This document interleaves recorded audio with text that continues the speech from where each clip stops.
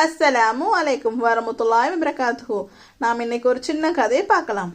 ஒரு நாள் முஹம்மது நபி ஸல்லல்லாஹு அலைஹி வஸல்லம் அவரிடம் ஒரு தோழி வந்து சொன்னார், யா ரசூலல்லாஹ், என் வீட்டுக்கு அருகே இருந்த ஒரு பெண் இறந்து விட்டாள். அவளுக்கு யாரும் வரவில்லை. அவளுடைய உடலை நாங்கள் அடக்கம் செய்தோம். நபி ஸல்லல்லாஹு அலைஹி வஸல்லம் அவர்கள் கேட்டார், ஏன் என்னிடம் தெரியப்படுத்தவில்லை? அவளது அடக்கம் எங்கே என்று கேட்டார். அதற்கு அவர்கள் அவளது கல்லறையை தெரிவித்து விட்டனர். நபி ஸல்லல்லாஹு அலைஹி வஸல்லம் அவர்கள் உடனே சென்றார்.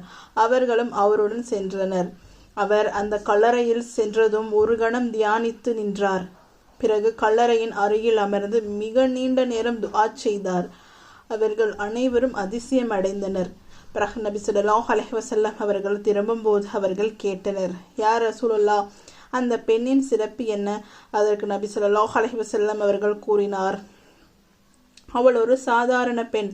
ஆனால் அவளின் இரவின் நிசியாக எழுந்து அல்லாவிடம் அழுதாள். அவளுடைய சத்தியமான இரவு தொழுகைகளும் அவளின் சுத்தமான இதயமும் அவளை சித்திரவதை செய்யும் நரக தீயிலிருந்து பாதுகாத்து விட்டன. அவள் நிச்சயமாக சொர்க்கத்தில் இருக்கிறாள். அல்லாஹ் உங்கள் புகழை மட்டுமல்ல, உங்கள் ரகசியமான வணக்கத்தையும் பார்க்கிறான். யாரும் பார்க்காத நேரங்களில் நீங்கள் செய்யும் நற்பணிகள் உங்களை அல்லாஹ்விடம் மிக உயர்த்தும்.